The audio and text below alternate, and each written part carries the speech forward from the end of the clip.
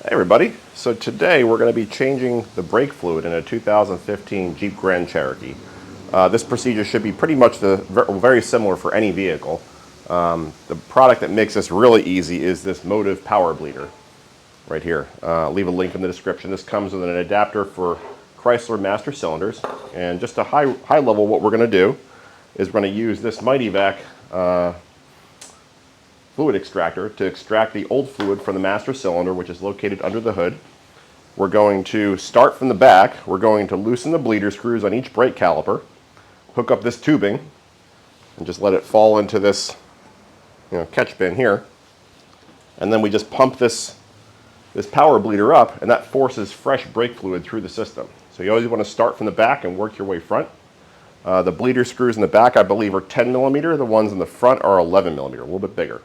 You might need a combination of wrenches, 10 and 11, or you might prefer a socket.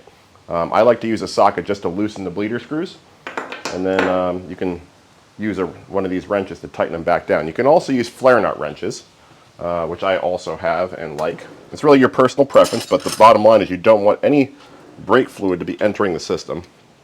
I'm sorry, any air to be entering the system. So here are 2 flare nut wrenches. So let's get started. So there is our master cylinder, and again we're going to get our fluid extractor and just suck out all the old fluid. I'll put our catch bin here, take off the cap.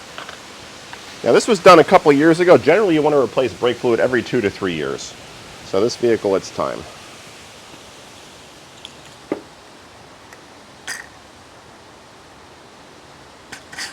Oh, does this thing have... Oh, there we go.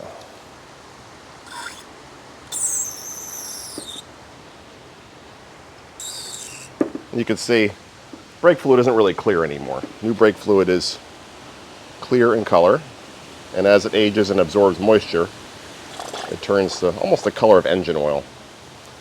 And you don't want moisture in your brake fluid because what happens is that moisture has a different boiling point. So in addition to the corrosion that it causes, I don't know why this thing isn't fitting all the way to the bottom.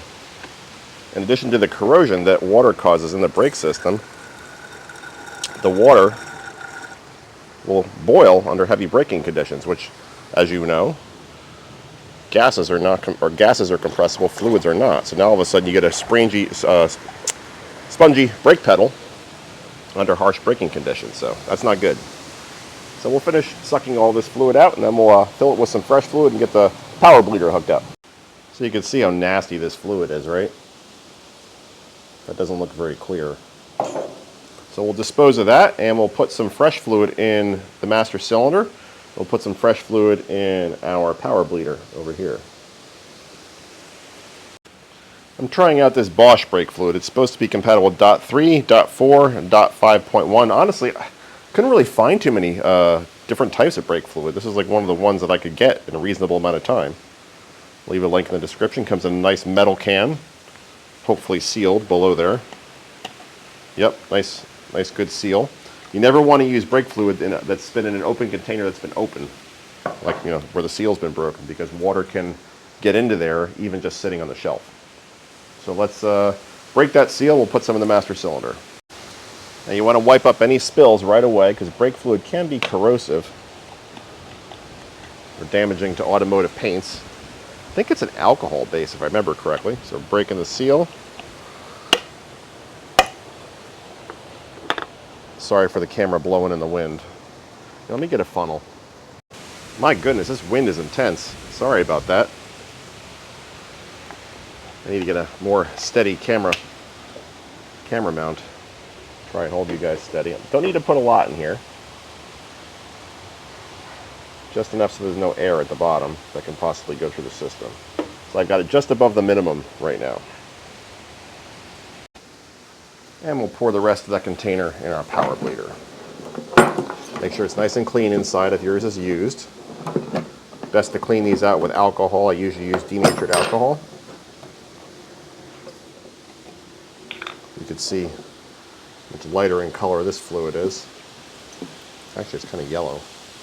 Maybe that's just how it is. Just going to pour the whole thing in.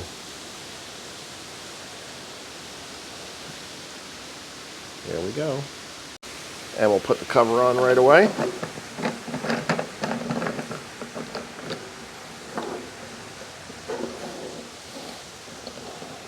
Got it good and tight. Okay, now I'm going to go attach the other end of the power bleeder to the top of the master cylinder. Take the cap off, replace it with this cap.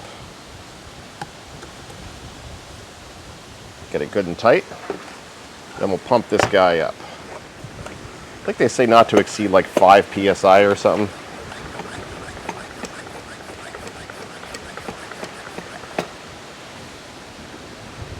So we're right at 5. Gonna set that there for now, and we'll go loosen the bleeder screw in the back passenger side wheel.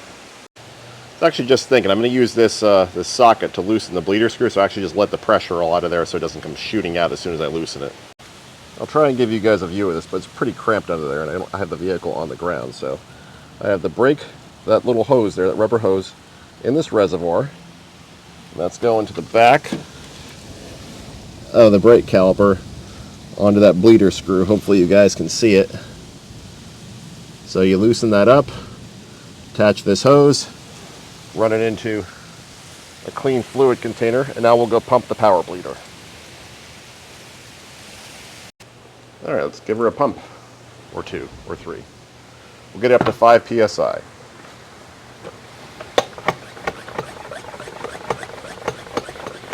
So we're at 5. Let's go look at our fluid coming out the bleeder screw. Hopefully you guys can see that. We'll let that run for a while until cleaner or different color fluid comes out. Okay, so this has been running for a while, and we're starting to get, well, we've got some clean fluid running through the tube anymore. Notice the tube is not nearly as dark as it was before. And you can kind of see that the fluid come out is stratifying with the stuff that was in there. So this side should be good. I'm going to go tighten the bleeder screw and put the cap back on.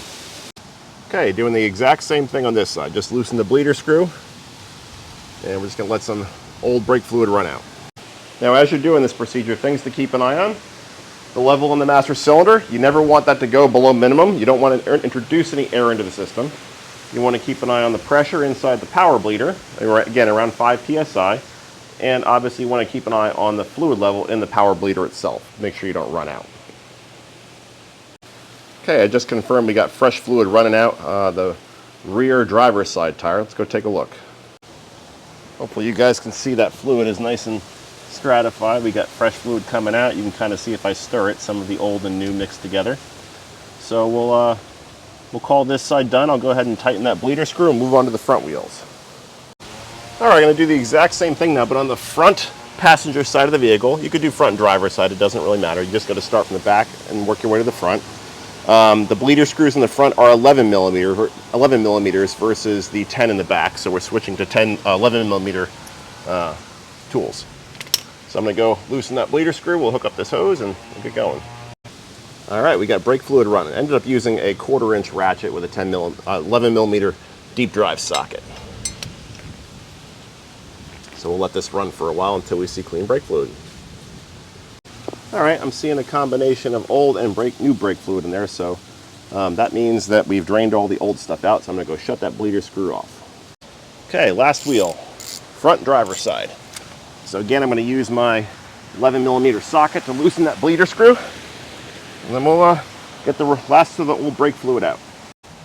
All right, got it loosened, and we got the old brake fluid draining into our catch basin. Get you guys a little bit closer. There you go. And again, you know when the old fluid is out by the change in the color of what comes out of the tube. The old brake fluid is going to be darker than the new stuff in pretty much every circumstance I've ever seen. So let this run for a while. Again, keep an eye on the pressure in the bleeder and the level of brake fluid in the master cylinder. So you can probably see that our power bleeder is running out of fluid. You can see the air bubbles coming up through this hose right here. That's fine because we still have plenty of fluid in the master cylinder. It's actually just below the max mark. So I'm going to let this run for a while because we actually have a little bit too much fluid in there, more than I'd like. So I'll let the pressure in the bleeder force the fluid in the master cylinder already down through the brake system. This will get our master cylinder to a more acceptable fluid level. And we already have clean fluid coming out, so we can stop this procedure anytime. And that's what I'm talking about. So when we started seeing air bubbles coming out of the power bleeder, our fluid was right at the max level up here, and now we're about halfway, so I think we're going to call it.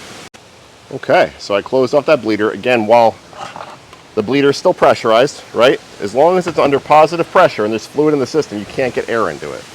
So that's pretty important. You don't want to vent the power bleeder while the screw is still loose, because then air could potentially get into the system, and air is bad for brakes. So now that the bleeders are closed, we have a fluid level between max and min in the reservoir. We'll go and we'll vent the pressure in the bleeder.